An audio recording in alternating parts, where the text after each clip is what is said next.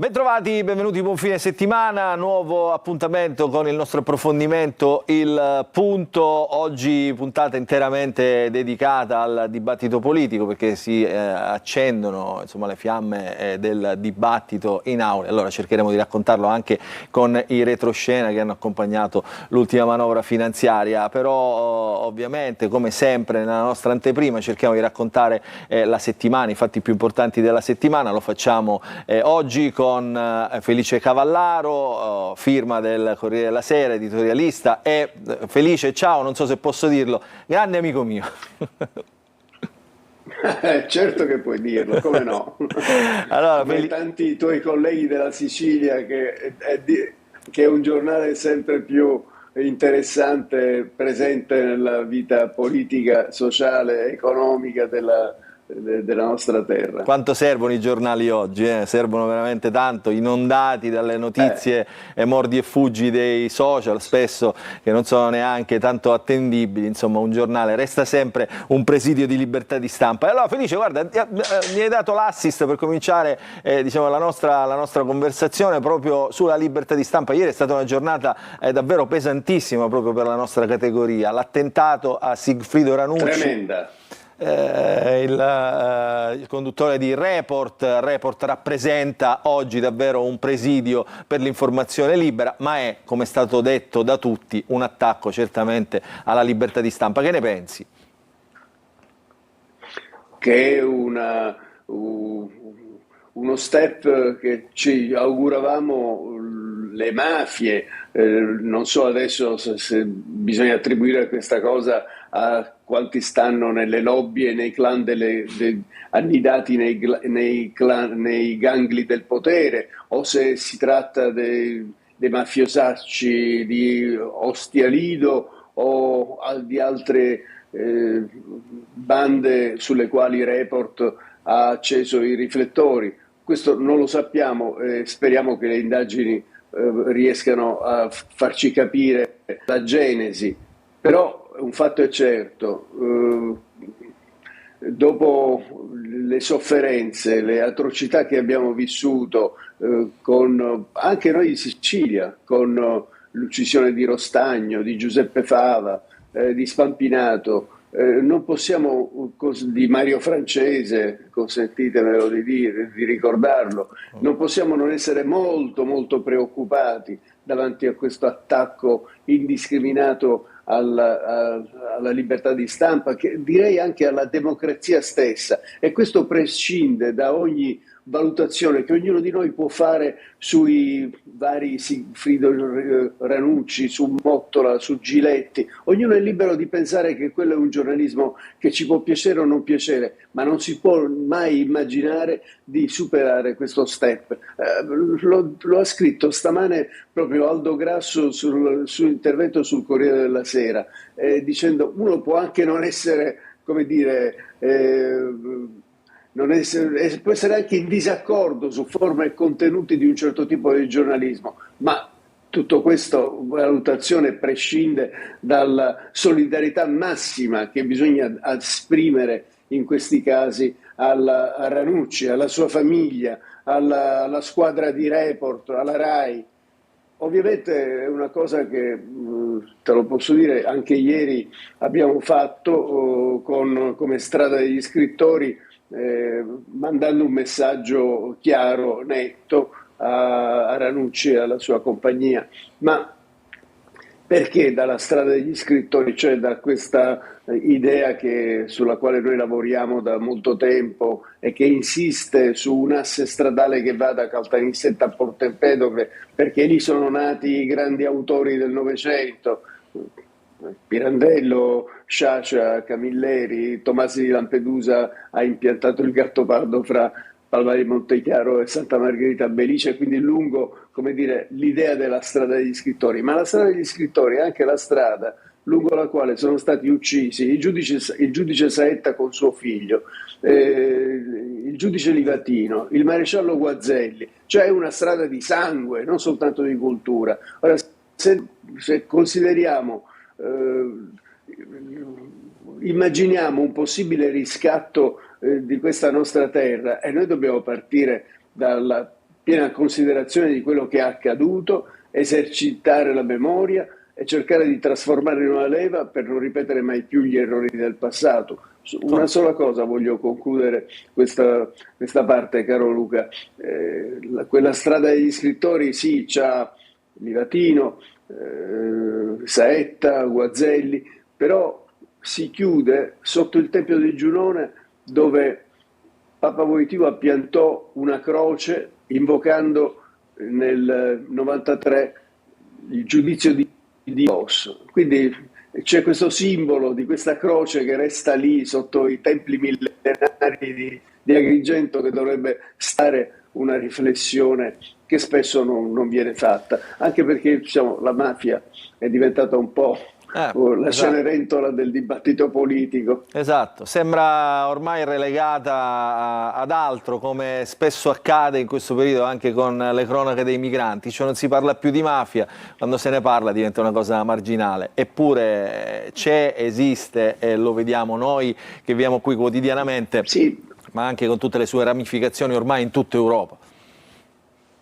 la verità è che abbiamo anche vissuto un'overdose all'interno della quale abbiamo trovato anche chi è riuscito a scarnificare il tema dell'antimafia, trasformandola in una vetrina, in una facciata, e quindi queste cose poi arrivano al cuore della gente, che un po' si distacca. Quanti hanno tirato i remi in barca negli ultimi tempi? Ecco, questo non dovremmo mai farlo, né sulla mafia e sul potere reale di queste cosche collegate alle lobby di potere, né sul fronte di una microcriminalità che sembra imperversare e che avvelena le nostre giornate. E questo è quello che è successo, Felice, qualche giorno fa a Palermo. È chiaro che dietro l'omicidio di questo ragazzo, titolare di un pub insieme alla famiglia a Palermo, appena 21 anni, ucciso durante una serata della Movida a Palermo, la mano del killer è di un mafioso o paramafioso, cioè questo è venuto fuori ormai anche, diciamo, dalle indagini della Procura di Palermo. Sì, certamente questo ragazzotto che spero resti in carcere molto molto a lungo, ha una storia criminale, un pedigree che lo inserisce in un contesto molto pesante. Però la stessa cosa per esempio non è accaduta per i ragazzi dello Zen, questo quartiere disperato di Palermo, questo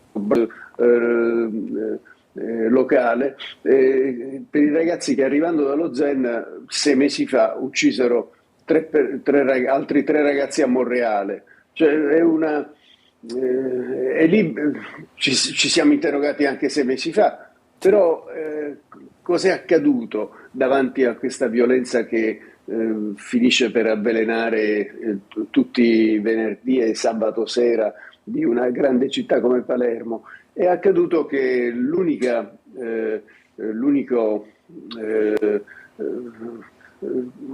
antidoto immaginato dalle istituzioni è stata quella di istituire ogni fine settimana, spesso, non tutti i fine settimana, un'operazione che hanno chiamato alto impatto. Quindi decine di camionette, 100 agenti, carabinieri, polizia circondavano una piazza, un mercato, un'area, e quella sera sembrava tutto tranquillo, anche se si finiva Dove per bisogna incidere di più, vivere secondo te, Felice? Dove bisogna incidere? una sera terribile.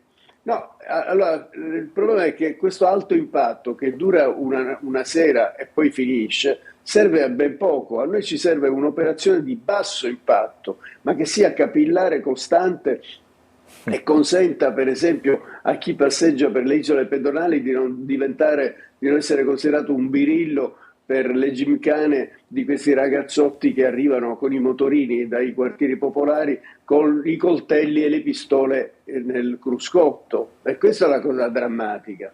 Perché accade questo? Perché evidentemente c'è un ritardo nell'educazione, ci sono famiglie che hanno una subcultura che è ben lontana da quella della città, E allora è questo il tema sul quale credo dobbiamo riflettere proprio adesso tutti insieme, perché Palermo ha in qualche modo reagito a questo delitto. Anch'io ho partecipato, un po' per scriverne naturalmente, ai cortei che si sono organizzati per 2 o 3 sere fra il Teatro Politeama e il Teatro Massimo, quindi nel cuore di Palermo. E c'erano almeno 2000 persone che chiedevano interventi seri, protestavano contro gli assassini, però quelle 2000 persone si conoscono tutte, sono quelle di una sono sempre gli città, stessi. come dire, borghese che è sempre attiva, cioè, sono tornate le catene umane. Attenzione a essere troppo contenti di noi stessi, perché la verità è che quel corteo realizzato fra il Teatro Massimo e il Teatro Politeama serve a ben poco se non si coinvolge quella parte di città malata. E allora non so la soluzione quale può essere, ma forse potrebbe essere un'idea quella di marciare dentro lo Zen, dove invece cosa abbiamo avuto? 300 carabinieri che hanno fatto un'irruzione l'altra mattina, e però i colleghi del Giornale di Sicilia sono stati aggrediti a colpi di sputi davanti ai carabinieri che non sono intervenuti non solo, ma gli stessi carabinieri, gli stessi poliziotti sono stati anche aggrediti e circondati quando hanno provato ad arrestare 2 persone che erano state trovate con droga e armi. Beh, certo, in Quindi, effetti. Il tema è ampio, deve anche, e qui c'entra, Felice, non possiamo girarci dall'altro lato, ma soprattutto non si possono girare dall'altro lato i politici che oggi insomma, si battono il petto, però poi diciamo, concretamente riescono a fare davvero, davvero molto poco. Sì, anche, probabilmente anche lì il decreto Caivano insomma, non è bastato. No, il decreto Caivano forse è bastato a Caivano, certamente non allo Zen, dove non si è visto assolutamente nulla e dove oggi è anche difficile per una pattuglia di vigili urbani o della stessa polizia o dei carabinieri addentrarsi. Cioè bisogna arrivare in grandi forze, allora bisogna trovare un modo per un controllo reale, capillare di tutte queste aree, anche perché non si capisce perché se i ragazzini vanno via da lì con i motorini, ci può essere anche un posto di blocco, cercare di capire prima se arrivano nel centro della città armati o meno. Un po' di controllo, più incisivo del territorio. Senti, che ne pensi a proposito di politica? Dimmi Felice, chiudo e poi ti faccio un'altra domanda sulla politica. Dico che queste cose me le aveva dette pochi giorni fa in un'intervista a Stefania Auci, ovviamente con il timore di passare per una che vuole militarizzare la città, ma non è questo il punto. Il punto è che bisogna dare una raddrizzata e bisogna avere un controllo serio delle strade. E questo non significa essere di destra o di sinistra, significa chiedere un minimo di vita civile che ci consenta di non avvelenare le nostre giornate registrando la violenza inaudita dell'omicidio dell'altra sera, ma anche tante piccole violenze che finiamo per subire, quei ragazzi con i motorini elettrici che entrano ovunque, sì, davvero fastidioso. Succede le teste rasate, le barbe talebane, queste cose insopportabili, davvero. Esatto. È una cosa insopportabile. Tra l'altro Stefania Auci, che prima di essere una bravissima pluripremiata scrittrice, è un'insegnante, quindi conosce anche come dire, il mondo dei ragazzi. Ma insegna in un quartischio e ha parlato con i suoi ragazzi chiedendo come è possibile che questo ragazzo arrivasse in centro armato, e i suoi ragazzi le hanno detto: ma guardi professoressa, che noi sappiamo dove si vendono le pistole Palermo per 200 euro, che sono gli stessi posti dove si trova la droga ormai a bassissimo prezzo. E Stefania Auci è uscita quella mattina disperata da quella lezione, da quella chiacchierata. Come no. Senti, hai visto diciamo, la battuta infelice di Maurizio Landini, leader della CGIL, colui che dovrebbe essere il leader di questa sinistra contro il Presidente del Consiglio Giorgia Meloni? L'ha chiamata cortigiana, poi ha cercato un po' di diciamo, addrizzare il tiro, però. Beh, diciamo che ha certamente sbagliato. Io non condivido questa posizione di Landini, che peraltro è il leader di un sindacato che si sta trasformando comunque in un leader politico, e ha tutto il diritto di farlo, ma diventa un'altra cosa. E poi comunque le offese volgari non me le aspettavo neanche da parte sua. È caduta di stile, alla quale rispondo che in quel Cortigiana era insito un giudizio politico, ma i giudizi politici bisogna darli usando parole diverse, e quindi sono sorpreso dal comportamento di Landini, che per altri versi ha certamente una storia che non può essere ridotta a questo incidente. E Felice, le chiacchierate con te potrebbero proseguire veramente a lungo, come spesso accade tra di noi, anche al telefono, però dobbiamo chiudere perché il tempo è, diciamo, a nostra disposizione, è quasi esaurito. Ti faccio un'ultima domanda sulla maggioranza politica alla regione siciliana. Schifani, il presidente Galbagno, Fratelli d'Italia, Forza Italia, tutti questi partiti che poi una volta erano chiamati i cespugli della maggioranza, in questo caso la DC di Cuffaro, Lombardo, la Lega che è diventata un partitone qui in Sicilia. Insomma, che ne pensi? Beh, non ne penso bene, perché mi pare che il collante sia soltanto il legame alle poltrone, alla distribuzione di piccole e grandi prebende. Non vedo grandi progetti. È un po' la cartina di tornasole è stata anche questo boomerang di Agrigento capitale della cultura, che avrebbe dovuto essere, poteva diventare l'occasione per dimostrare come proprio gli uomini politici di maggior rilievo in Sicilia avrebbero potuto dare una svolta alla città, all'idea della Sicilia da veicolare fuori dalla nostra terra. Mi pare che si lavori sempre sul piccolo cabotaggio.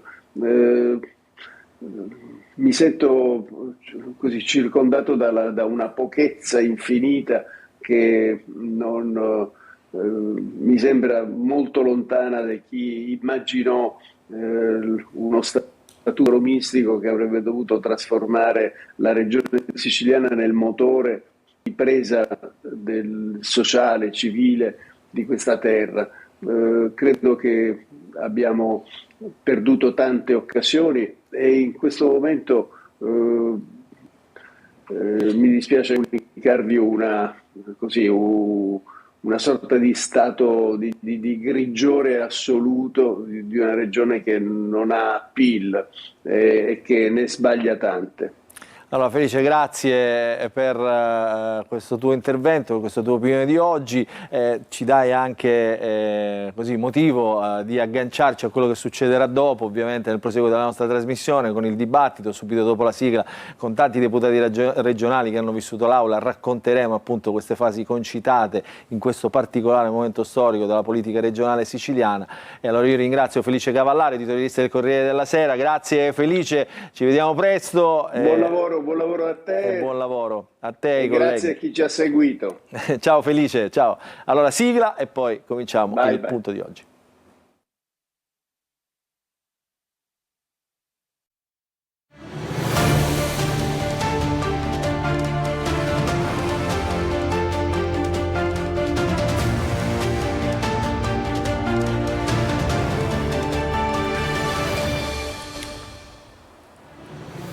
Allora, benvenuti, entra nel vivo questa puntata del Punto dopo l'opinione, la riflessione di Felice Cavallaro su tanti temi che interessano oggi l'attualità, l'opinione pubblica. Entriamo nel dibattito adesso, come dicevo prima, che interessa la politica, perché è successo di tutto in questi ultimi giorni, nell'ultima settimana all'Assemblea regionale siciliana. Allora vogliamo capire, diciamo, anche da chi vive l'aula che cosa sta succedendo nella maggioranza e nell'opposizione alla regione siciliana, maggioranza centrodestra, ovviamente l'opposizione il campo largo. Vi presento gli ospiti, oggi insomma tanta carne al fuoco, con noi il segretario regionale del Partito Democratico Anthony Barbagallo. Benvenuto Barbagallo. Buonasera a tutti.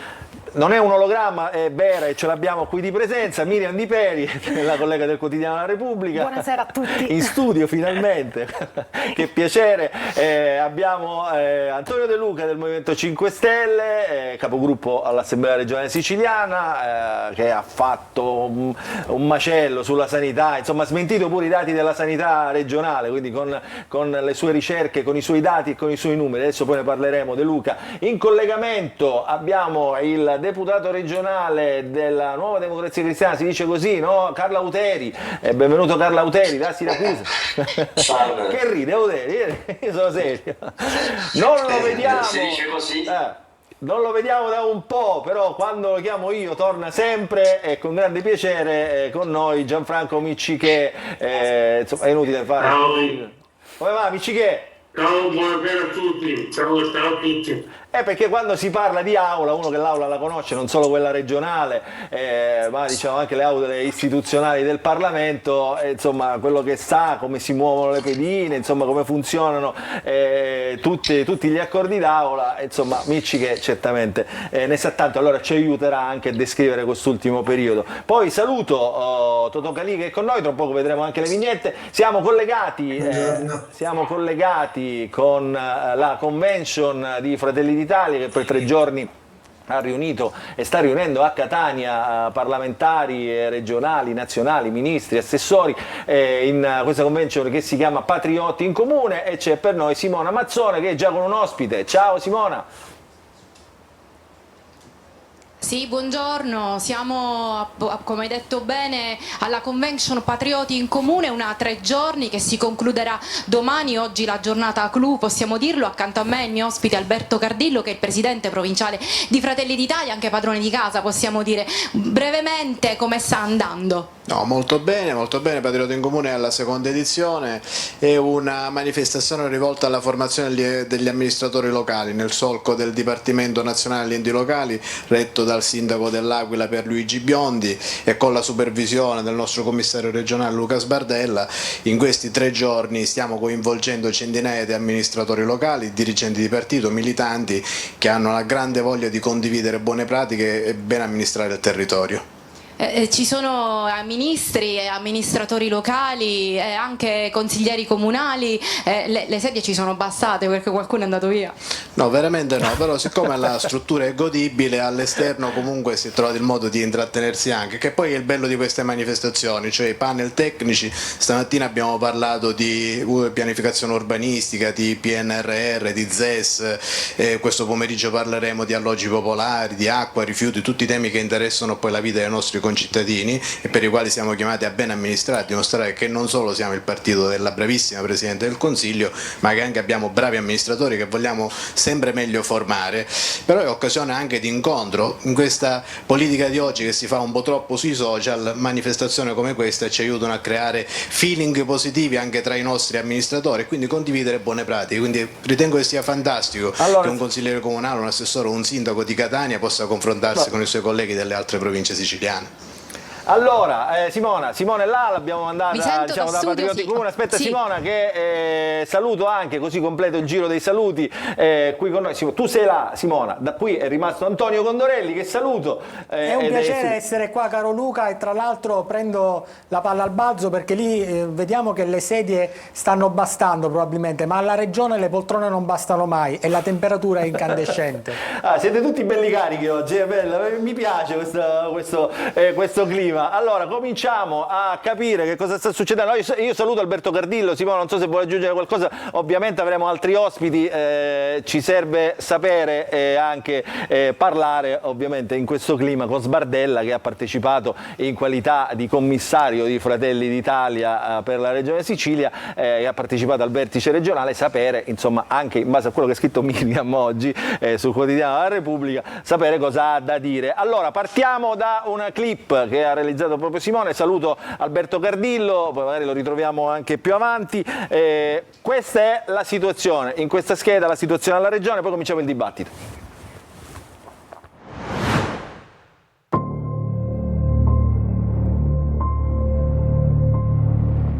momentanea o duratura non è possibile prevederlo, ma adesso nel centrodestra siciliano la tregua c'è. Il vertice di maggioranza convocato da Schifani dopo le tensioni scaturite di recente nella coalizione ha calmato gli animi. A surriscaldare l'atmosfera la nomina di Salvatore Iacolino alla direzione del Dipartimento Pianificazione Strategica della Sanità. Una poltrona che, forse, vacilla ancora, così come sembra vacillare il nome dell'assessore al bilancio. Al posto di Iacolino Fratelli d'Italia avrebbe voluto l'ex dirigente Mario La Rocca. E durante la manovra quater in aula la maggioranza è andata sotto numerose volte a colpi di voto segreto e franchi tiratori. Fratelli d'Italia insieme a Forza Italia ed MPA tra gli osservati speciali. Così si è subito aperto lo scenario di una crisi del centrodestra, con i fratelli coltelli pronti a sfoderare le armi. Schifani, prima che la ferita diventasse incurabile, ha pensato bene di convocare un incontro che alla fine è durato oltre 3 ore, a cui hanno partecipato i vertici regionali e i capigruppo all'Assemblea regionale siciliana di Forza Italia, Fratelli d'Italia, Lega, Democrazia Cristiana, Movimento per l'Autonomia e Noi Moderati. Fratelli d'Italia continua a chiedere l'abolizione del voto segreto, tiepidi sulla proposta agli alleati che sottoscrivono l'impegno, contrari i partiti di opposizione. Ad agitare le acque del centrodestra anche i vari cambi di casacca di alcuni consiglieri comunali, molti diretti verso la Lega del vicepresidente San Martino, plateale lo scontro a Catania tra l'onorevole Sudano e il sindaco Trantino. Non è colpa della Lega se i dissapori interni hanno allontanato alcuni militanti. Dal sindaco di Catania ci saremmo aspettati maggiore rispetto per chi siede in consiglio e sostiene lealmente la sua maggioranza, ha detto Sudano. Nel vertice di maggioranza convocato a Palermo è stata manifestata, si legge nella nota diffusa alla stampa, la forte determinazione di proseguire in questo percorso fino alla scadenza naturale della legislatura. Ma nessun cenno al bis di Schifani. Un dettaglio? Allora, parto da Miriam e da Antonio Condorelli. La scheda ha riepilogato esattamente quello che sta succedendo e poi vorrei sentire anche il segretario del Partito Democratico e De Luca del Movimento 5 Stelle, perché sembra una partita nella quale questo campo largo ci avrà tutto il campo, però sta toccando poco palla. Sì, Miriam. il campo largo ora ce lo racconteranno, insomma, in che modo riusciranno, proveranno ad incidere in questo scontro a cui assistiamo quotidianamente nel centrodestra. La novità di ieri in qualche modo è che a domanda diretta di Luca Sbardella, ecco, l'emissario di Giorgia Meloni in Sicilia risponde: certo, il bis di Renato Schifani è sul tavolo, quindi rispetto ai giorni precedenti è già un passo successivo, però aggiunge anche: lo sappiamo che le dinamiche non dipendono dalle volontà locali, ma appunto dal tavolo nazionale che sarà chiamato a decidere. Se guardiamo nella scacchiera nazionale delle bandierine piazzate dai partiti della coalizione nelle candidature alle presidenze della regione, in Veneto, in Campania, in Toscana, insomma, Fratelli d'Italia potrebbe effettivamente rivendicare la bandierina sulla Sicilia. Forza Italia cercherà di resistere, il punto è sempre là: resisterà per il bis di Schifani o resisterà Quindi per sono un già le piano B? schermaglie, diciamo, prossime Una guerra- alle regionali. Antonio.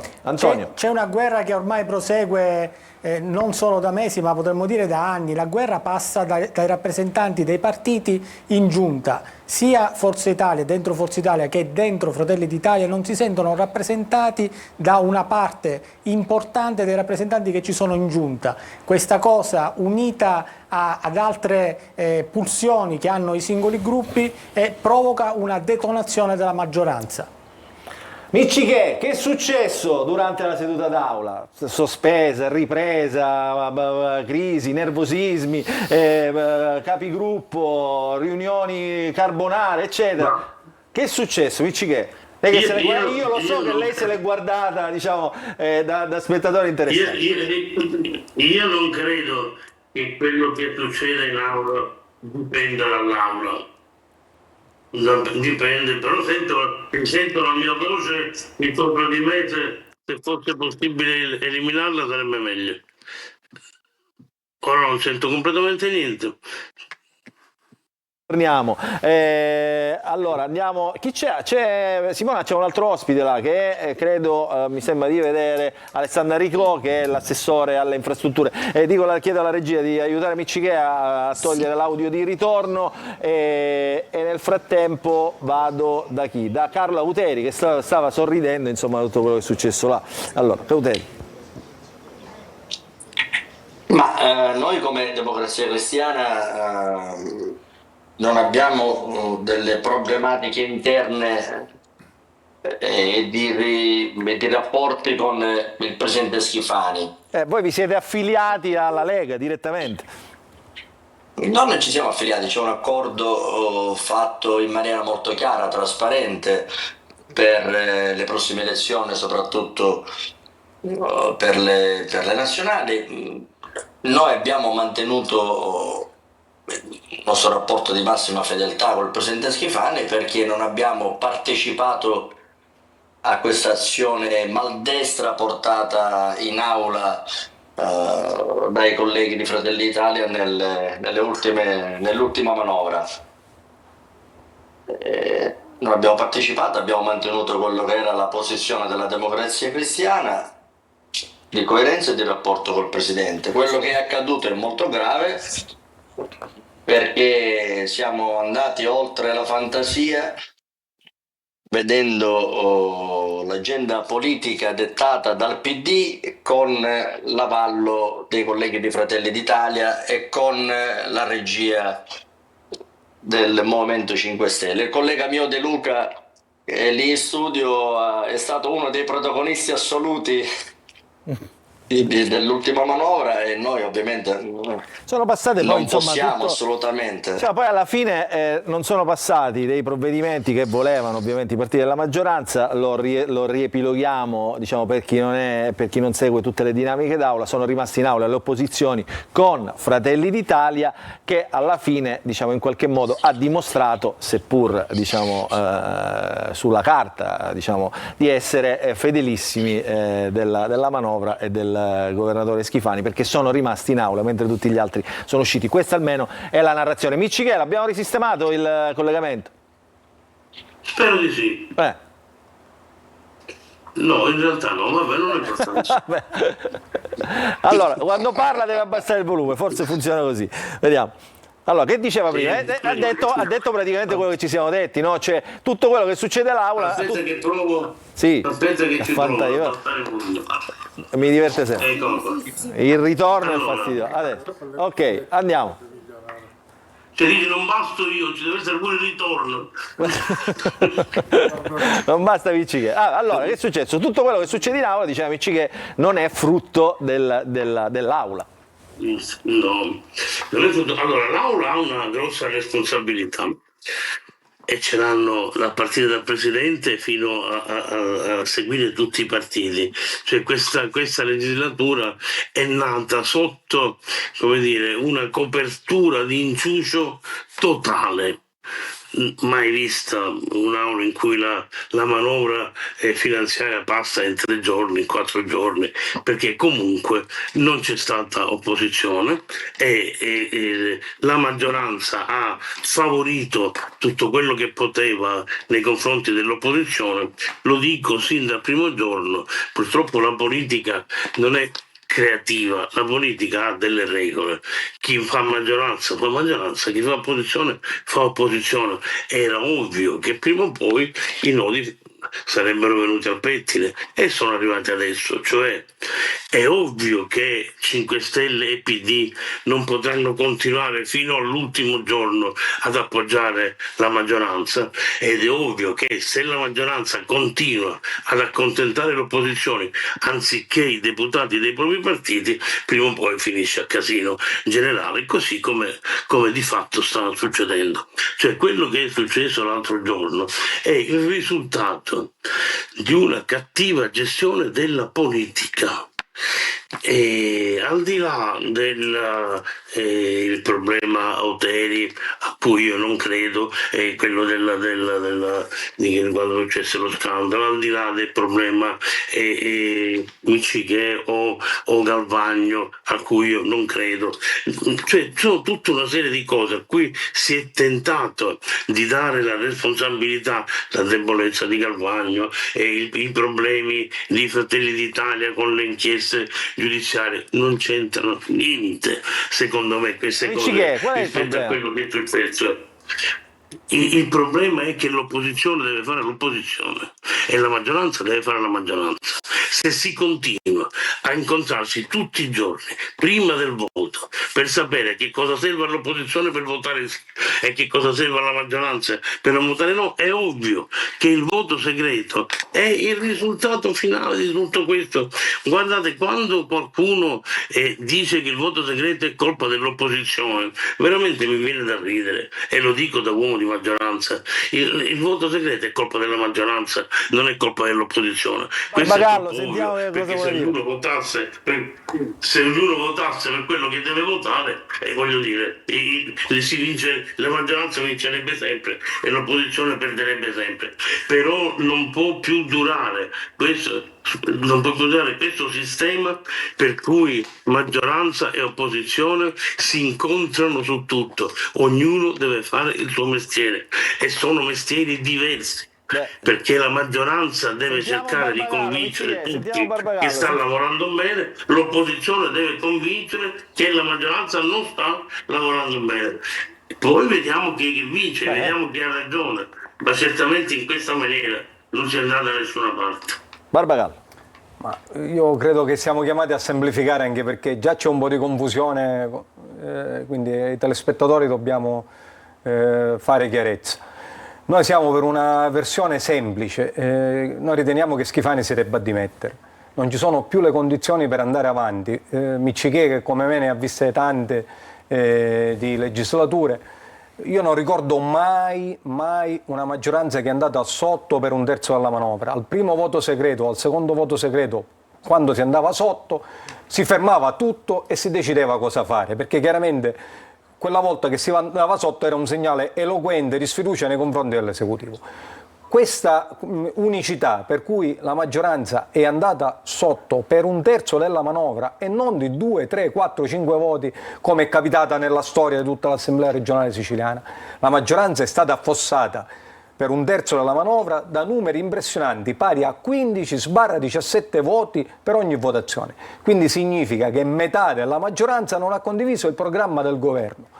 E di fronte a voleva dare un segnale. Ma che segnale dobbiamo dare? Siamo a 2 anni dalle elezioni. In questa legislatura non hanno votato una riforma. Già in quella prima non avevano brillato. Ora siamo, per essere chiari, la Sicilia è ultima in tutte le classifiche. Quelle sulla legalità, quelle sull'economia. L'Unione Europea ci dice che siamo insieme con la Calabria la regione più povera d'Europa. Ai siciliani l'unica cosa che interessa è uscire dal guado. E non è possibile pensare di governare una regione in queste condizioni, dove non si approva una riforma, dove non si condivide una scelta di bene comune nell'interesse dei più poveri, dei più deboli, dello sviluppo economico, degli imprenditori, dei giovani imprenditori, ma l'unica cosa che tiene insieme questa maggioranza è la sopravvivenza, gestire in modo squallidissimo alcune clientele, alcune potere, godersi qualche mancia e mancetta in arse e tirare a campare, costruire consenso spicciolo. Questo è quello che non serve ai siciliani e serve un grande... Gianfranco, guarda che la responsabilità dell'opposizione se le cose non vanno bene. Abbiamo un esponente del governo credo che se Schifani ha un minimo, se Schifani, sentiamo Rico che è un esponente del governo. Da 20 minuti parla la maggioranza, 2 minuti all'opposizione facete di parlare. Quindi voglio dire, non è possibile che tengono la Sicilia ostaggio in queste condizioni.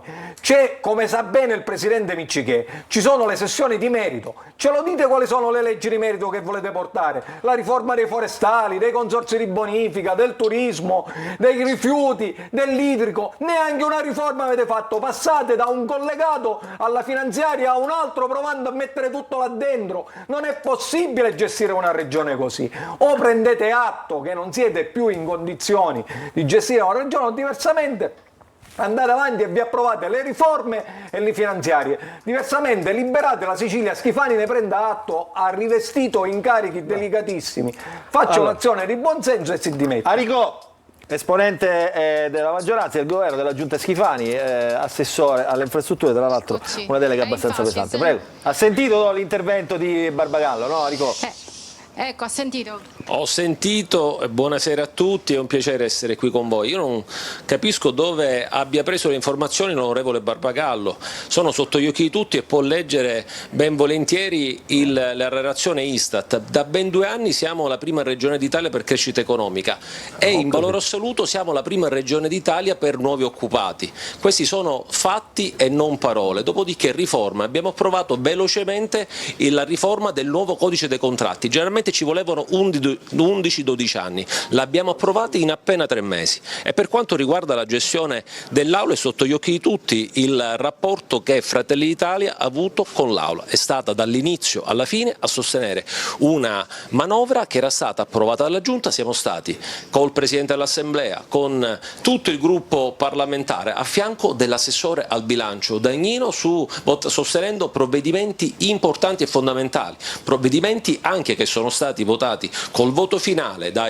tutti gli esponenti della maggioranza e anche nelle comunicazioni che abbiamo visto nei giorni successivi si sono intestati anche battaglie importanti come la stabilizzazione di tutti gli operai dei consorzi di bonifica. Quindi se non sono risultati questi e se non è coerenza questa di Fratelli d'Italia io non so cos'altro dire. Dopodiché sul voto segreto vedremo alla nostra proposta chi voterà per votare con voto segreto alla richiesta dell'abolizione del voto segreto, perché i siciliani devono sapere chi si nasconde dietro il voto segreto. Per quanto riguarda l'affermazione dell'onorevole Miccichè, in cui sostiene che è stata la stessa maggioranza a utilizzare il voto segreto, io posso concordare con lui parzialmente. Sono alcuni soggetti della maggioranza che utilizzano di tanto in tanto, non so per quali motivi di carattere politico, ma non li dovete cercare in Fratelli d'Italia certamente, utilizzano e si nascondono dietro il voto segreto anche per poter dare dei messaggi che non riusciamo a capire. Noi i messaggi li diamo rimanendo in aula e votando a fianco delle nostre proposte di governo. Quindi Allora, ci c'è sono una stati o domanda no questi secca, mal di scusa, pancia Simona, all'interno di Forza Italia, di Fratelli d'Italia? Assolutamente no, noi siamo stati dall'inizio alla fine e se la matematica non è un'opinione basta vedere le prime votazioni con voto segreto e si evinceranno che quando ci sono stati 18 franchi tiratori i soggetti nostri che potevano anche ipotizzare di, non essendo nei banchi del governo e non essendo nei banchi della commissione, della presidenza dell'assemblea, non erano più di 3-4 colleghi, quindi per arrivare a 17-18 per lei di Antonio Condorelli. C'è una domanda? Sì. Rico è un racconto rose e fiori, sembrerebbe, ma com'è possibile politicamente che Partito Democratico, Movimento 5 Stelle e Fratelli d'Italia hanno votato insieme per l'IPAB di Paternò, giusto di Paternò? Che segnale è? No, non abbiamo votato soltanto positivamente per l'IPAB di Paternò, ma abbiamo votato positivamente per tutta una serie di provvedimenti che abbiamo condiviso. Dopodiché l'articolo dell'IPAB di Paternò era contenuto all'interno della manovra, votata dalla Giunta. Quindi noi siamo stati coerenti votando articolo per articolo. Barbagallo, anche Barbagallo potrebbe rispondere su questa cosa. Dovreste chiederlo a loro perché l'hanno votata con noi. Allora, un attimino che dobbiamo fare un po' di ordine perché sennò non ci raccapeziamo più. Io credo di dover salutare Enrico perché doveva lasciare la postazione. Dobbiamo andare in pubblicità, grazie. Arrivederci. Enrico, non so se Barbagallo vuole dire una cosa. Sta per arrivare anche Sbardella, quindi adesso lo colleghiamo. Intanto saremmo felici se pubblicità. qualcuno dalla manifestazione di Fratelli d'Italia ci dice quale perché ancora stiamo aspettando in 3 anni la prima opera finanziata dalla Meloni e da Schifani a Catania, perché aspettiamo il raddoppio Poi chiediamo a Sbardella. Allora facciamo così, andiamo alla pubblicità. La stazione Anzi, prima di andare alla Apicella, pubblicità, facciamo magari una nel frattempo che festeggiano, se ci portano anche qualche Facciamo finanziamento. una cosa, Totò Calì, 2 vignette, anzi 3 vignette e poi ci andiamo in pubblicità. Eccoti. Vola alto. Facciamolo vedere. Vola alto. Facciamole vedere. Dove sono? Non si vedono. C'è buio. Non lo so. È nero. Come te, che non hai la maglietta nera oggi. Allora ce l'abbiamo le vignette, lo chiedo alla regia e poi andiamo in pubblicità oppure le facciamo al ritorno dalla pubblicità. Ce l'abbiamo. Allora, Andiamo con la prima vignetta. È un attimo, È un attimo. Intanto in bassa frequenza vedo che Simona sta microfonando Luca Sbardella. Eccolo qua. Questa l'hai copiata, questo è il time vero. Allora, ha titolato questo. Trump ha avuto dedicato la copertina del Time, ma non ci è rimasto tanto bene perché l'hanno preso da una posizione che lui dice, insomma, sono venuto male. Insomma, non è che dalle altre posizioni è più bello. Comunque dico, questo è l'incontro tra Zelensky e Trump, e Zelensky dice: gli avevo chiesto i missili e mi ha dato le supposte. Ma che vorrà dire? Era dopo la pace Israele. Ce l'abbiamo un'altra? Questa è su Ranucci, attenzione. Questa è su Ranucci, giornalista. Devo aver fatto qualche domanda giusta. Miriam, solidarietà ovviamente alla nostra categoria, Antonio, a Simona, anche la coinvolgo, a Sigfrido Ranucci per l'attentato che ha subito ieri sotto casa, un attacco davvero vile alla libertà di stampa. Ci fermiamo, piccola pausa pubblicitaria, microfoniamo Sbardella che è la convention di Fratelli d'Italia, Carla Uteri, Miccichè, Totò Resta, Antonio, insomma tutti nella seconda parte continuiamo il dibattito.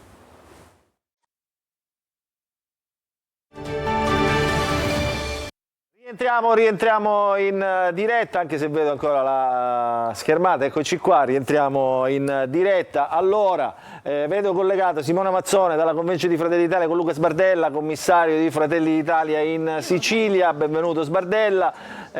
Simona. Buonasera. Simona non c'è però, eccola qua. Ok, Vai. Non sentivo per qualche secondo, ecco, siete C'è tornati. problema, andiamo. Sì. Allora, mi trovo con Luca Sbardella che coordina il partito di Fratelli d'Italia in Sicilia, che ha partecipato a quella famosa riunione convocata in extremis da Schifani. 3 ore, alla fine pace fatta.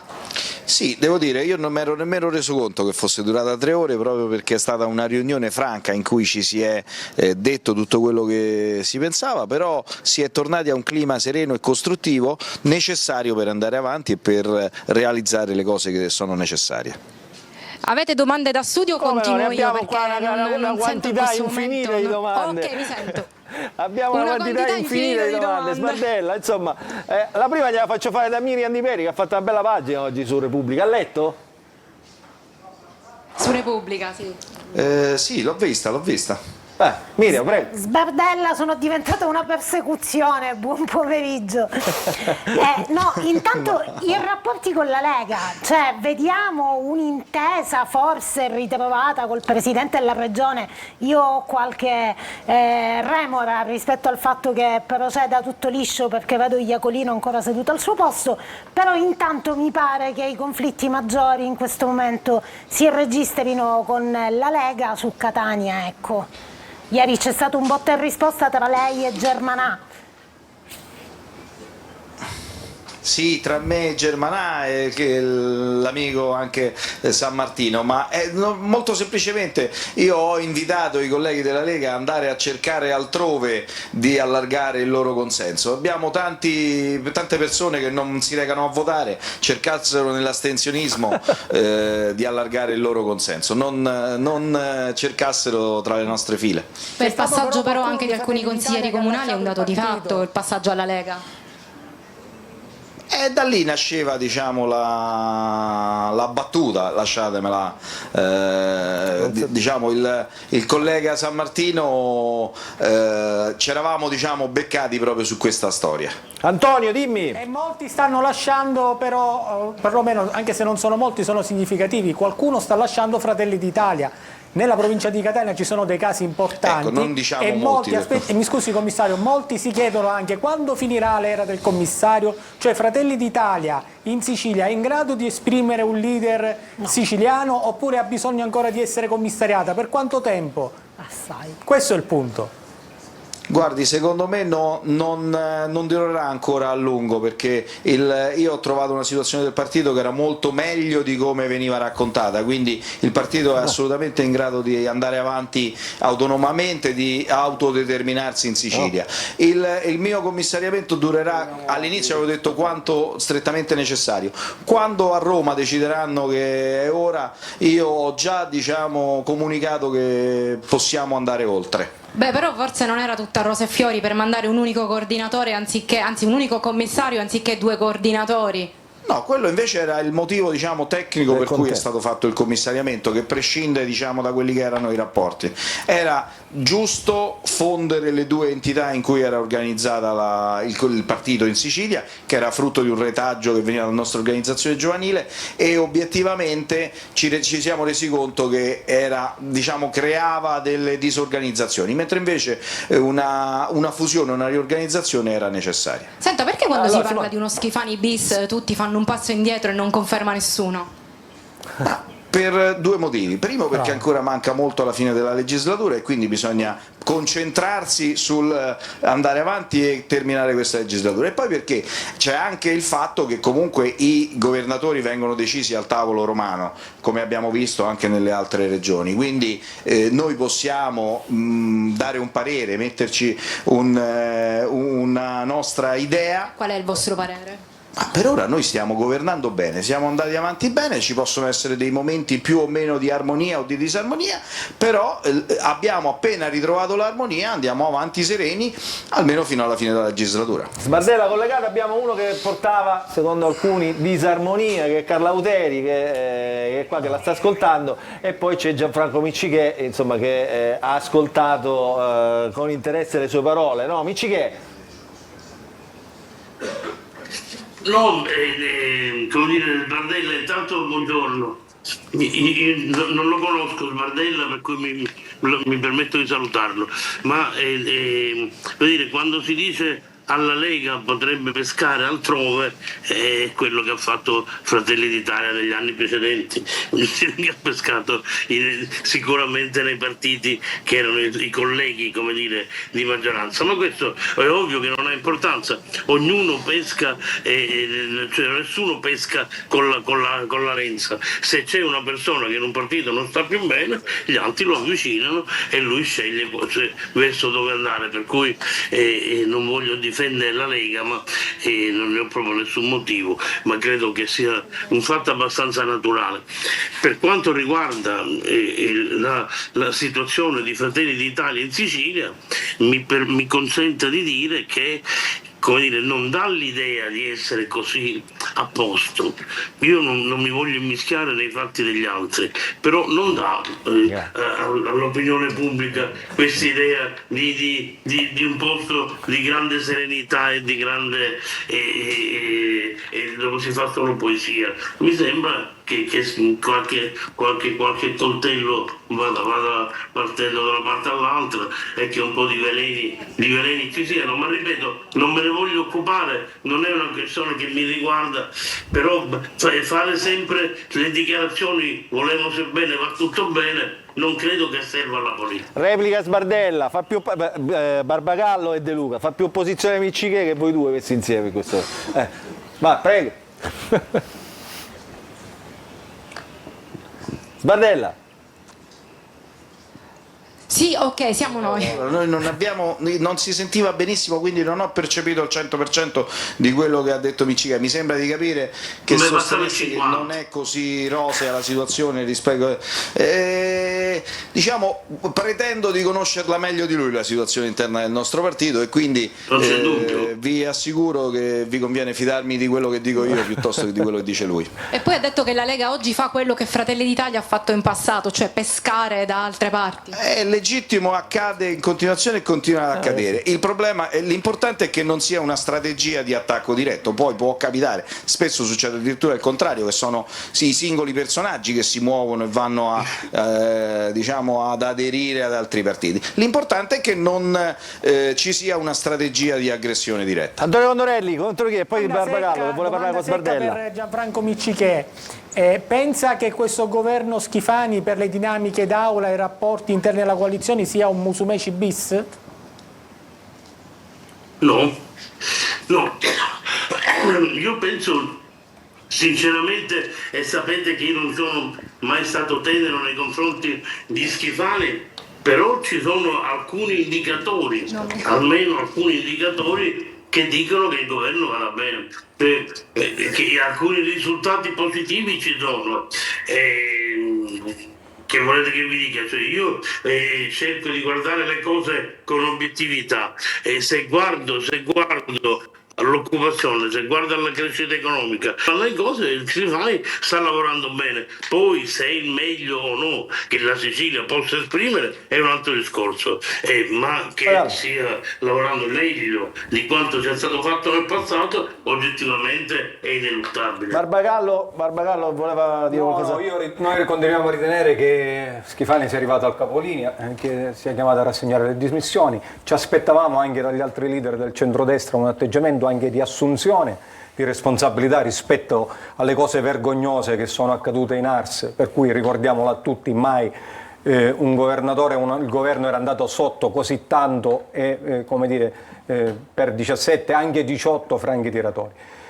A fronte di quello che stiamo sentendo in queste settimane, io credo che basterà darsi appuntamento alla prossima manovra significativa per vedere se i propositi che hanno annunciato i leader del centrodestra oggi troveranno riscontro e quindi, nonostante la consistente infornata di trombati inconferibili e inadeguati fatta anche qualche settimana fa, il centrodestra è in grado, perché il tema non è approvare una manovra o approvarsi un emendamento, il tema è risollevare la Sicilia dagli ultimi posti in classifica. Allora io il centrodestra è in grado di garantire un'azione di governo, secondo noi non più.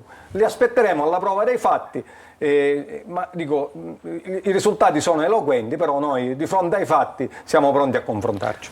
De Luca, allora, voi che partita state giocando qui? Cioè vi infilate in mezzo? Chiaro, secondo me è un paio di cose. Nel senso che Partito Democratico, Movimento 5 Stelle in aula siamo 22 su 70.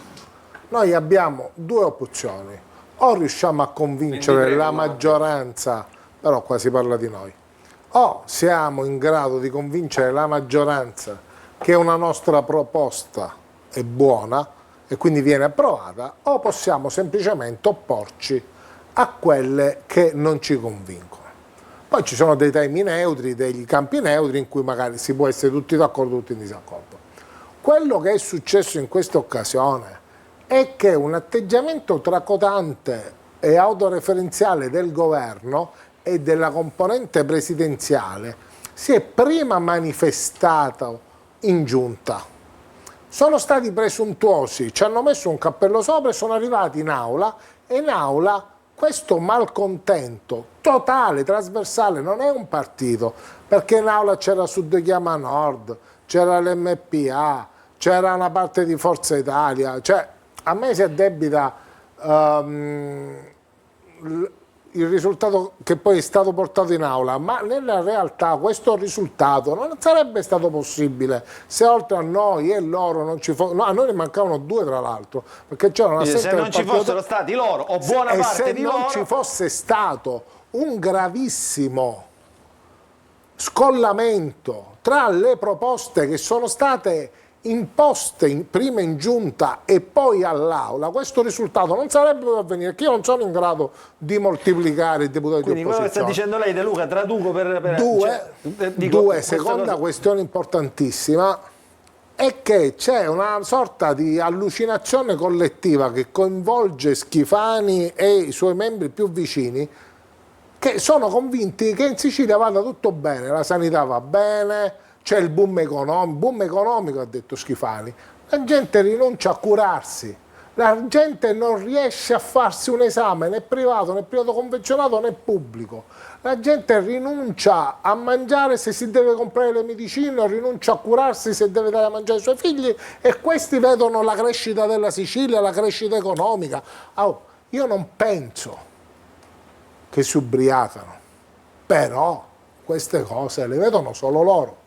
I siciliani non le vedono. Bene. Cioè, questo dobbiamo essere chiari. Cioè, è un'altra realtà. Anche Enrico ci sono più posti di lavoro. La Sicilia ha perso 500.000 di siciliani. Il motivo per cui sono stati tagliati 370 posti letto nella rete sanitaria è che la Sicilia ha perso 500.000 di abitanti e questo 500.000 di abitanti se n'è andato perché manca il lavoro e le condizioni minime per condurre una vita dignitosa. E loro vedono il boom, vedono le cose che funzionano. Ma quali quartieri che allora, frequentano? poi allora, la parola anche a Auteri. Io ho una domanda per loro e un'altra invece per Sbardella. E poi perché dobbiamo chiudere il collegamento con Simona. Con Simona, sì. Sì, perché riguarda assolutamente lo stesso tema. Allora, poniamo che sia per come la state dicendo voi, che la Sicilia è tutto un disastro, che funzioni tutto malissimo. Siete... No, è appunto... Ci sono i problemi. Come dire... Qual è la vostra ricetta e come state lavorando per costruire un'alternativa a un governo che, a vostro avviso, sta facendo soltanto disastri? Vuole rispondere alla Dall'altro domanda anche lato, Barbagallo, perché... la domanda che io faccio a Sbardella, dato che stiamo per entrare in sessione di bilancio, che c'è questa maxi manovra finanziaria da esitare per il 2026, che sappiamo avere a disposizione 2,5 miliardi di fondi liberi da impegni, su cui la maggioranza può incidere in un settore piuttosto che un altro.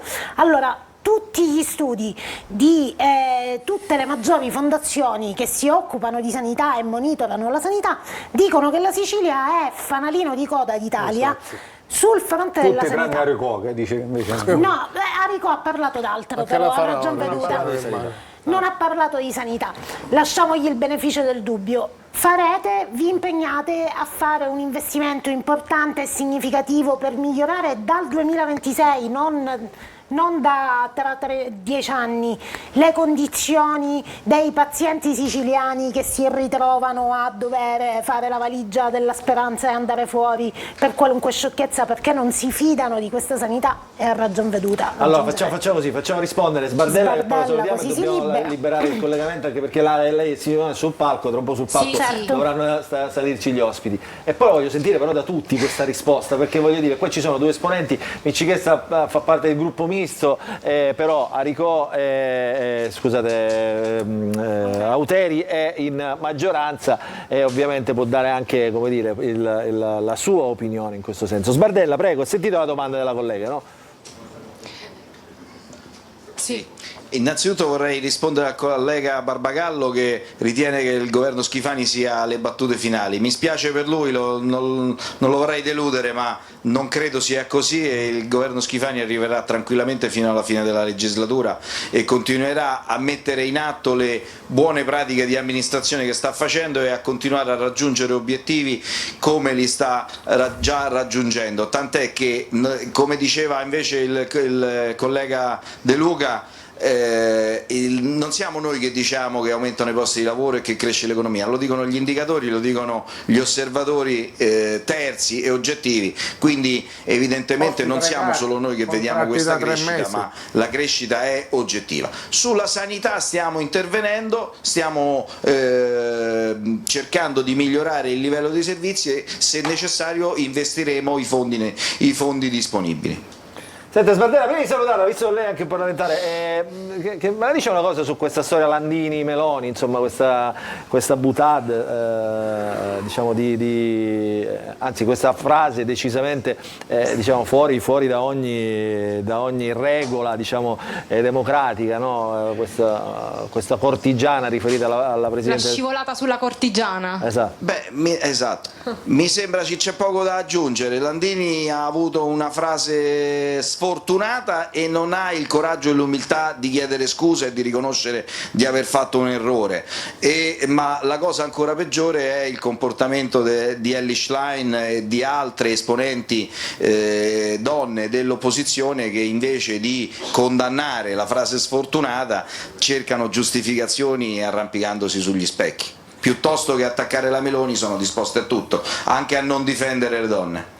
Allora, grazie Sbardella, non so se Barbagallo vuole rispondere alla Di Peri. Allora, posso liberare il collegamento? Qualcuno ha qualcosa da dire? Sbardella ci vediamo sempre, quindi non abbiamo bisogno di vedere sempre, ve la dite di fronte. Allora, Simona, grazie, ti liberiamo il collegamento, così liberiamo anche il palco. Grazie Simona Mazzone. Insomma, grazie a voi.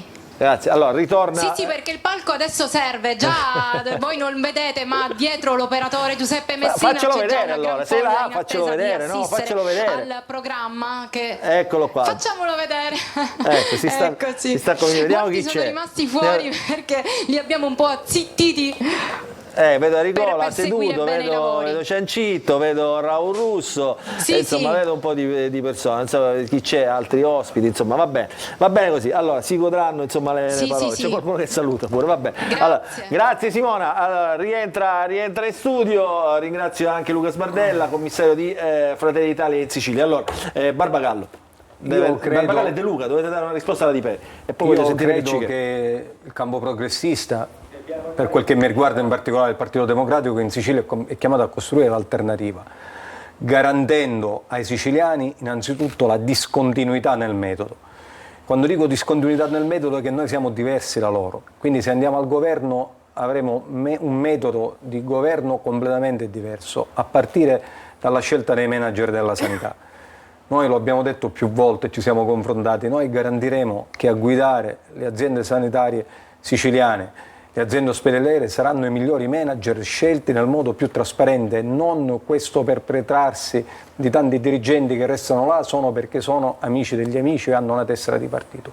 Guardate, quello che abbiamo visto oggi sui social, un direttore generale della regione rispondere come non fa neanche il più greve tribuno della plebe a uno dei rappresentanti dell'opposizione, io credo che quello che abbiamo visto oggi, la storia raccontiamola per i nostri telespettatori, uno dei dirigenti dica a uno dell'opposizione che è bollito, che ha perso miseria, sono le abbiamo parole perso pronunciate, ogni anzi scritte sui social. Un attimo, facciamo spieghiamolo un attimo, però non lo capisco, la gente non lo la gente non lo sa. Allora stiamo parlando del manager, tra l'altro sempre diciamo discusso, Iacolino, che ha risposto sui social a Micari, ex rettore, ex candidato del campo progressista, allora non si chiama campo progressista, del centrosinistra, alla carica di governatore della Sicilia, di presidente della regione, poi ha perso diciamo con percentuali molto basse. Quindi manager della sanità scelti tra i migliori con metodo trasparente,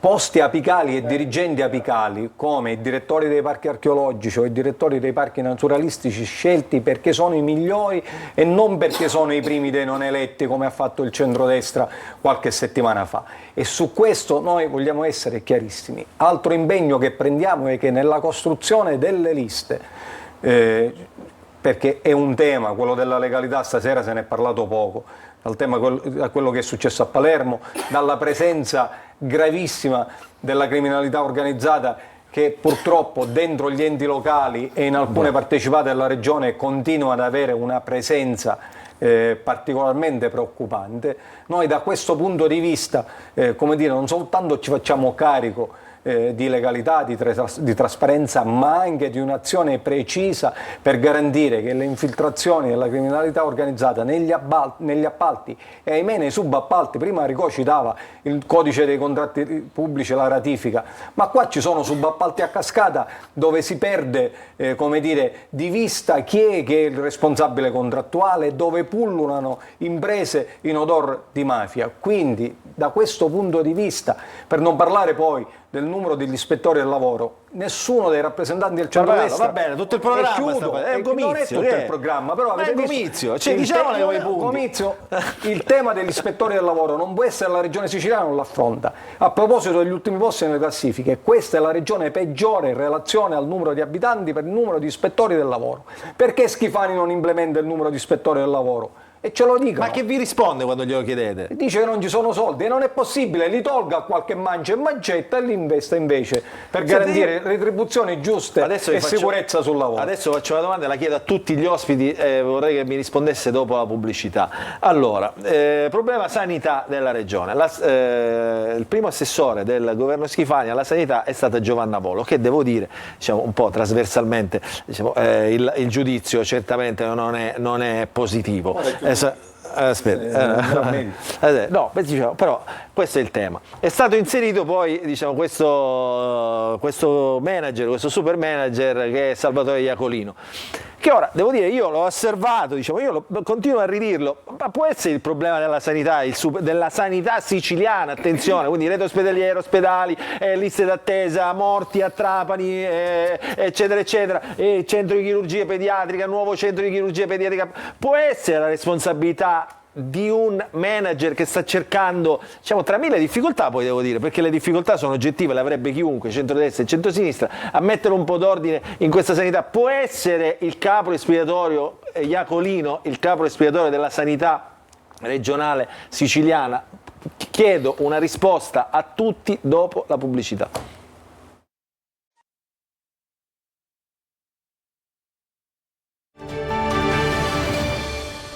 Rientriamo, allora, parlavamo della sanità siciliana prima di andare in pubblicità, la domanda secca che faccio a tutti è: può essere questo Iacolino, questo manager che tra l'altro è stato anche europarlamentare, quindi ha un trascorso politico in Forza Italia, no Miccichè, era europarlamentare di Forza Italia Iacolino?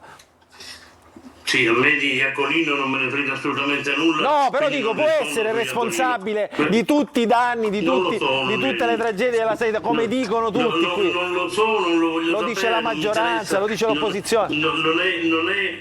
Non è sul nome di Iacolino che stiamo giocando, che stiamo ragionando in questa trasmissione. Io quello che dico vorrei dire ad Anthony Barbagallo, al mio amico Anthony. Caro Anthony, la sanità perché quando ci va siciliana, così, no, ma ci vogliamo bene. La sanità siciliana è l'ultima, anche quando governava il centro-sinistra, e sarà l'ultima per altri 1000 anni. Dopodiché quello che noi dobbiamo cercare di capire è non la fotografia che vede la Sicilia sempre ultima, è un minimo di film, vedere se rispetto a 5 anni fa, a 10 anni fa, io devo essere sincero, non voglio difendere nessuno, però 5 anni fa io andavo al civico di Palermo e mi trovavo in una determinata maniera, oggi mi trovo meglio. Oggi se vado a curarmi all'Ismet, al civico, da altre parti, poi hai ragione nel dire che tutti i primari, che tutti i manager sono scelti per amicizia, e quella è la più grande delle stupidità che si possa fare, perché non gli portano neanche i voti, cioè non riescono a capire ancora che i voti non li porta quello scarso, i voti li porta soltanto se c'è uno bravo e il cittadino è contento. Ma questo avviene nella sanità come in tutto il resto.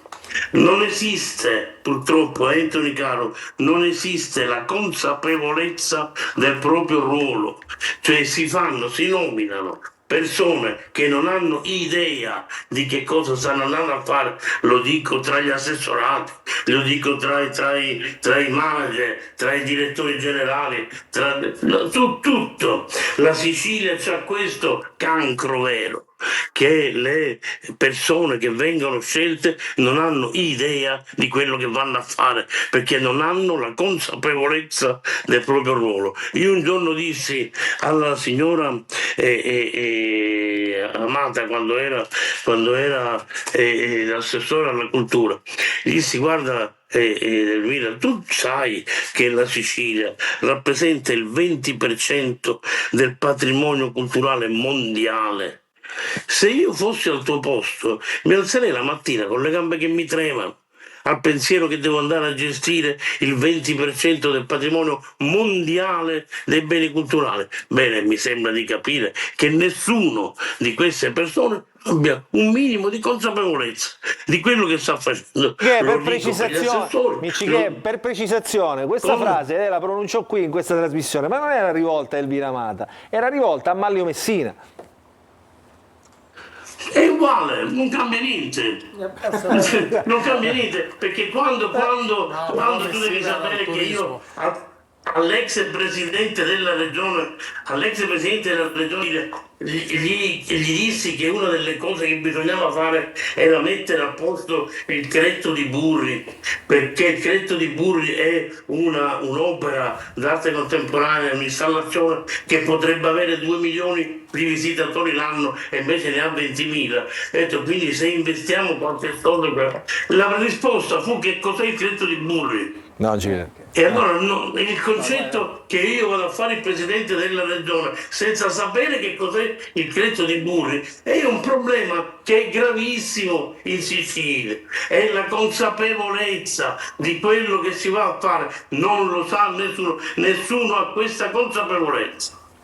Allora, E purtroppo finché in Sicilia si andrà avanti così, e poi Anthony con voi era peggio, con altri è stato peggio ancora e domani sarà peggio ancora. Non è questo il problema è cambiare la testa della politica siciliana.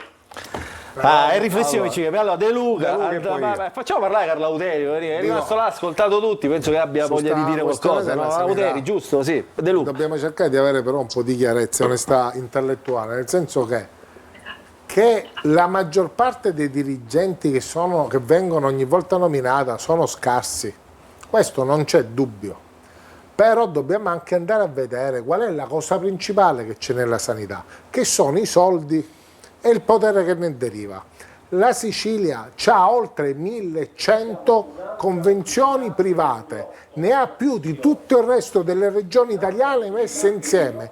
Quindi di questa fettona di 10 miliardi di euro l'anno, del 60% dell'intero bilancio regionale, c'è un fiume, ma un fiume enorme, inarrestabile di soldi che se ne vanno verso i privati convenzionati, che in cambio ci restituiscono un debito di 240 milioni di euro l'anno di gente che si va pure a curare fuori dalla Sicilia. Allora questa è una truffa bestiale su cui la politica regionale, il governo, il Parlamento, tutti dovrebbero avere il coraggio di metterci il naso, le mani e la faccia, perché c'è chi si arricchisce tantissimo, e nella sanità privata girano anche tanti voti, perché poi il dipendente privato fanno le riunioni e votano, e anche qualche volta anche in quelli pubblici, e da qui poi deriva la distorsione.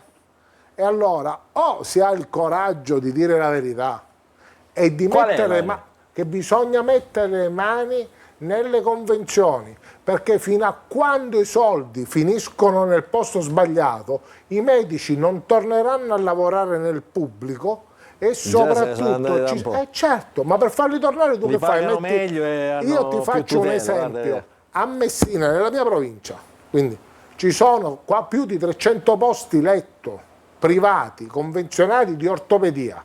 Dalla mia provincia non dovrebbe uscire uno a fare un intervento di ortopedia. E invece è il 30% della mobilità passiva. E nel frattempo la Faraoni che fa? Mi taglia dei posti letto di ortopedia nel pubblico.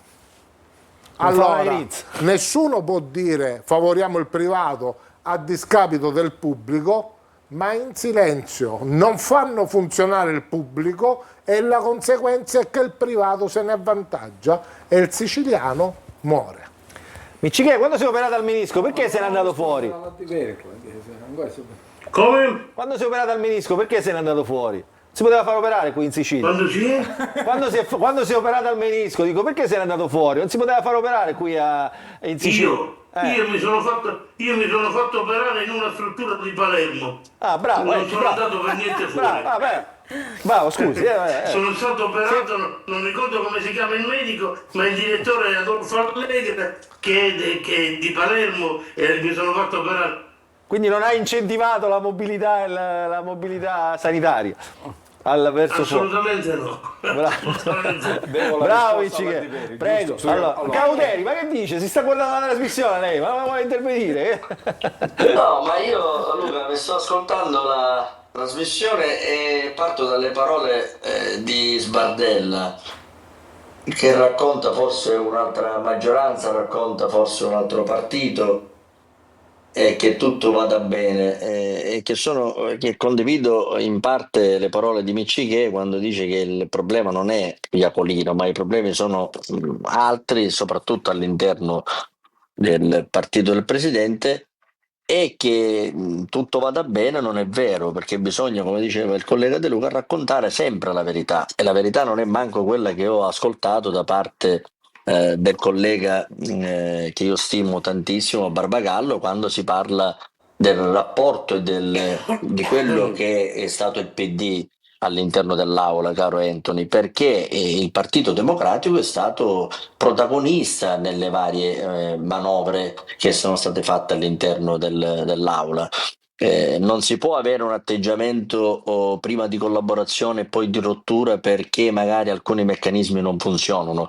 Perché altrimenti noi raccontiamo una storia che non è vera, raccontiamo delle azioni portate avanti da parte del Parlamento che non è assolutamente vero, perché stiamo dando un'immagine del Parlamento come se siamo tutti un gruppo di marchettari che ognuno porta l'interesse proprio e non guarda l'interesse del territorio. Non è vero, noi abbiamo fatto tre finanziarie, sa perfettamente sia De Luca che mi dispiace che non c'è il capogruppo del PD, sa perfettamente che sono state votate 3 finanziarie in piena sinergia con le opposizioni, dove tutti quanti hanno fatto interventi territoriali. E gli interventi territoriali sono serviti per sostenere i comuni, sono serviti per sostenere i tantissimi sindaci. Ai comuni, e che non è vero che i sindaci che non hanno l'amico deputato non hanno niente, non è vero assolutamente, perché potrebbe parlare il presidente dell'ANCI, sindaco Amenta, che ai sindaci, ai comuni che non avevano avuto interventi all'interno della manovra sono stati ristorati con interventi economici pattuiti assolutamente con il presidente dell'ANCI. Sono delle operazioni territoriali che abbiamo fatto tutte, l'ha fatto Fratelli d'Italia, l'ha fatto il PD, l'ha fatto il Movimento 5 Stelle, l'ha fatto Forza Italia, l'ha fatto la Lega, l'hanno fatto tutti, il Parlamento unanime ha votato gli emendamenti territoriali. E parlare degli emendamenti territoriali prendendo delle distanze e facendo apparire, caro Antonio, che noi siamo marchettari, e soprattutto la mancanza di rispetto per noi stessi che siamo stati 3 anni là. E che tu sai perfettamente che le riunioni di capigruppo sono riunioni che tutti quanti vi mettete d'accordo. Ora, far capire ai siciliani che voi non ne sapete niente, che il governo Schifani decide da solo, vi sembra una barzelletta. Ma infatti ha ragione. Allora, fermi un Alteri. attimo, devo andare in pubblicità. Pubblicità.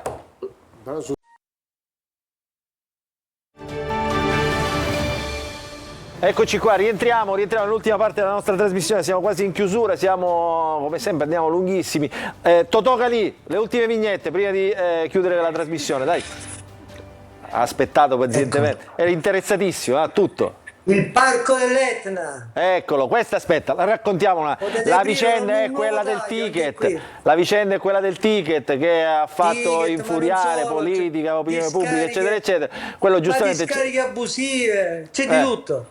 Però lui ti dice io metti il ticket così vi lascio tutto pulito, va bene così, sono i miei terreni. Sì, ma non solo lui, non solo lui, se facciamo vedere l'altra, un po' si stanno prendendo la mano, dice giustamente, ecco la Volpe dice ghiande, per i residenti €1, per i non residenti €5. La Volpe si è messa in proprio, col gufola, con la civetta, vabbè.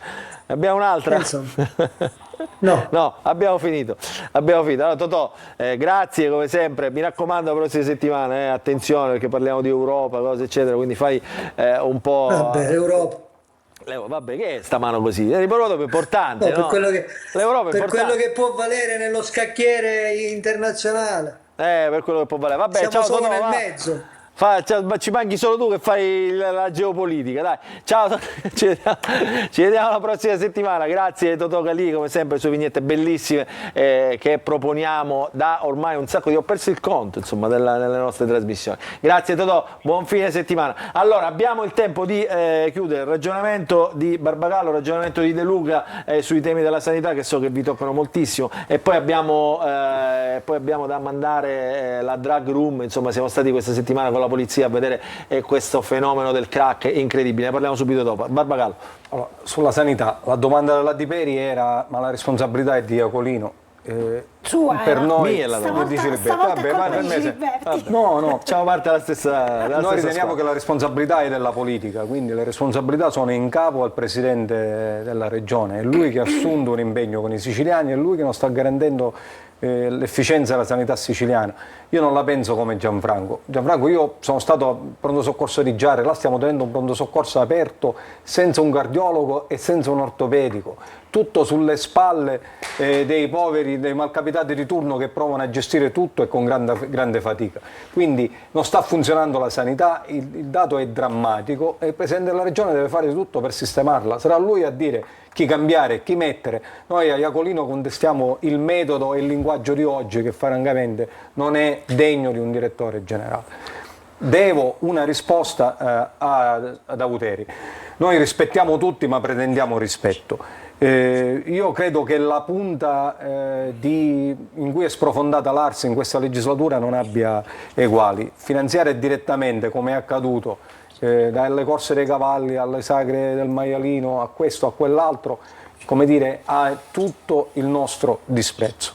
Un conto è finanziare interventi territoriali come una piazza, una strada di collegamento, un conto è finanziare iniziative che non hanno nulla a che fare con il bene comune, come purtroppo è accaduto. E io aggiungo una cosa su cui però dobbiamo fare chiarezza a proposito se vinciamo noi. Noi in Sicilia in questo momento tutta la fragilità è a carico dei comuni, perché i comuni gestiscono l'assistenza alle famiglie bisognose, il ricovero dei minori, la dispersione scolastica, il trasporto scolastico, gli asili nido, l'assistenza domiciliare agli anziani. Se i comuni gestiscono le categorie più fragili, non è possibile che, come fa Schifani e il suo governo, discriminiamo tra i comuni a cui diamo 100 e a cui diamo 0 in base alla popolazione. Non è possibile, perché abbiamo un terzo dei comuni in dissesto e predissesto e in quei comuni vivono persone, non vivono animali, con tutto il rispetto per gli animali. Non è possibile che ci sono sindaci che non hanno come fare solo perché non sono amici di Schifani. Allora il fondo per le autonomie, il vero tema è questo. e Gianfranco lo sa bene, e Gianfranco lo sa bene. Quando io venni eletto per la prima volta deputato in Ars, il fondo per le autonomie locali era di 1,2 miliardi. Ripristiniamo il fondo in modo che a tutti i comuni toccano proporzionalmente le risorse giuste e smettiamola con questa vergogna di fare l'emendamendetto per discriminare tra sindaci. Non stiamo discriminando tra fastidio. Questo è quello che dà fastidio. Se c'è una maggioranza si favoriscono gli amici della maggioranza, così come se ci fosse l'altra maggioranza politica si favoriscono gli amici degli altri. Questo è quello che dà fastidio, ma non ai siciliani. De Luca, prego, chiudiamo con la cardiochirurgia che avete scoperto questi numeri. Abbiamo veramente un minuto però. No, il tema è molto rapido. Tra i problemi della sanità siciliana c'era un problema che la Sicilia non aveva, ossia quello della cardiochirurgia pediatrica. Anche questo hanno inventato un problema. Avevi una cosa che funzionava, che è riconosciuta come un'eccellenza in tutto il mondo, che ci ha aperto le porte dell'ospedale Bambino Gesù a Roma. Quindi se c'era un bambino che non aveva un problema cardiaco ma aveva una trachea, una cosa che in Sicilia non si faceva, da Taormina veniva mandata a Roma e Roma ti apriva le porte immediatamente anche di notte. Cioè noi avevamo una porta aperta al Bambino Gesù di Roma, e invece gli è venuto un colpo di genio, dice apriamone un'altra a Palermo, facciamo una bella convenzione che costa 1.250.000 euro più IVA. Chi gliel'ha suggerito? Per fare, facciamo i nomi. nasce dall'idea Musumeci Cirazza, continua con Schifani, Volo, Faraone e tutti gli altri. Però il tema qual è? Vuoi farne una seconda? Sei in grado? Falla. No, loro hanno fatto una convenzione come quella che facciamo con i paesi africani. Però non ha partecipato, non poteva partecipare. Gesù non ha partecipato a quella del San Donato. E ha fatto bene a non partecipare, perché con quella convenzione tu non puoi fare una cardiochirurgia pediatrica. Quelle sono le convenzioni che vengono stipulate con i paesi sottosviluppati, dove prendi l'equipe, la mandi giù 3 giorni una volta al mese, operi 50 bambini e torni alla base. Però in quel momento l'idea era anche formare una nuova classe chirurgica. Perché per formare una nuova equipe servono 2 cose: i maestri e gli allievi, e qua non ci sono nessuno dei due, perché se Schifani non è in grado di trovare un cardiologo da mandare al pronto soccorso di Giarre, mi spieghi dove deve trovare un cardiochirurgo pediatrico o dove deve trovare un iperfusionista o un anestesista cardiaco pediatrico? Devo chiudere. E allora? L'avete salvata però, ce l'avete fatta? No, non dire questa cosa. No. Perché tu, da giornalista, insieme a me politico, hai il dovere di lottare affinché Taormina resti com'è. Se poi a Palermo ne vogliono fare un'altra e ci riescono... al momento però è così, al momento è così, Non è Luca, così. intanto è salva però, Non è così. se sono garantiti, se Non ci hanno messo la bisogna faccia, le firme eccetera, come no? Per essere salvata deve essere un'unità autonoma, anche amministrativamente, un'unità Ci complessa, stanno chiudendo tutto. non un'unità semplice sotto un'altra cardiochirurgia o sotto un altro centro. Allora De Luca, facciamo così, siccome questo è un argomento veramente importante, questo lo dobbiamo riprendere, torna qui in studio e lo riprendiamo. Allora io saluto Carla Auteri della Democrazia Cristiana, saluto Gianfranco Miccichè, dov'è ora? Gruppo Misto, Grande Sicilia, cos'è? Ovunque. Gruppo Miccichè. Gruppo Miccichè. Forever. Grazie Gianfranco Miccichè, grazie Antonio Barbagallo, segretario del Partito Democratico, grazie Antonio De Luca, capogruppo del Movimento 5 Stelle all'Arsa, grazie Antonio Condorelli, grazie Milan Di Peri, grazie Totò Calì, che non so se c'è ancora. Vi lascio con questo servizio che abbiamo realizzato con la squadra delle volanti a Catania, con il vicequestore Ciavola. Abbiamo scoperto una drug room. Sapete cos'è una drug room? Purtroppo l'abbiamo capito. Queste stanze dove si vendono le dosi, si consumano là dentro, davanti, anzi fuori da occhi indiscreti. Meno male che c'è la polizia che controlla, guarda, e in questo caso anche riesce a individuare, in questo caso gli assuntori, ma diciamo molto spesso anche gli spacciatori. Il dramma si chiama crack ed è appunto venduto a pochissimi euro. Questo è il racconto e noi ci salutiamo, la prossima settimana parliamo di Europa, sempre qui al Punto. Buon fine settimana a tutti.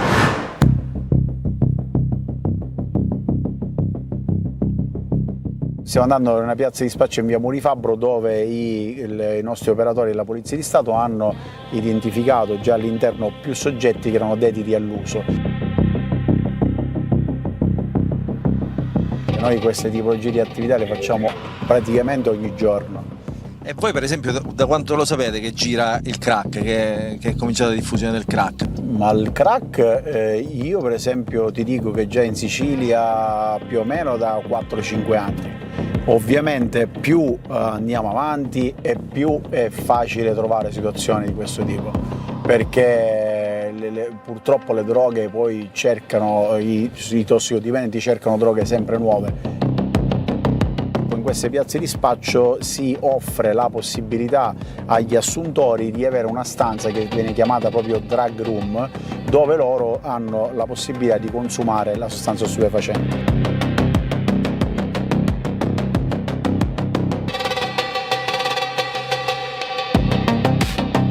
Com'è? Sono entrati già? Sono dentro, ma c'è un po' di gente. Ma... tutti assuntori. Ne avete trovato qualcosa? No. Qua tutte le porte sono tutte porte blindate. Primo portoncino blindato, secondo portoncino blindato. Se noi proviamo a entrare, loro hanno i secchi con l'acqua vedi pronta e lo scarico proprio già diretto. Con lo scarico diretto dei secchi, appena tipo noi proviamo a entrare con le porte blindate, loro spaccano immediatamente, prendono la droga, la buttano là dentro, secchio. Che fai così costanza? Che cosa? Sì, proprio stiamo dietro, giusto? Ci vede quotidianamente. No? Mi faccio vedere le carte, mi dico un roba di 5 euro, non di più.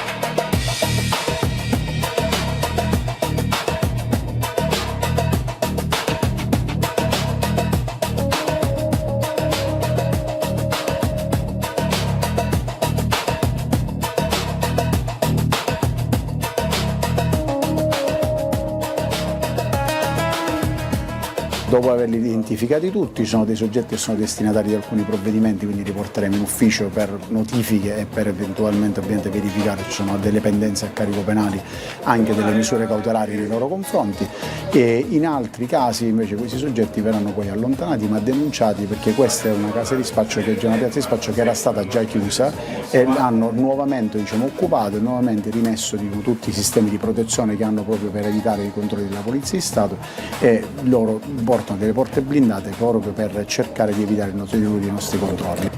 Lo sapete chi ci sta qua che dobbiamo aprire? Non lo sapete, vero? Ovviamente dal circondario nessun aiuto. Mai. Purtroppo non ci aiuta nessuno, nonostante ci sia tanta brava gente che abita in zona, purtroppo non riusciamo ad avere aiuto perché probabilmente hanno paura e non riescono comunque a denunciare.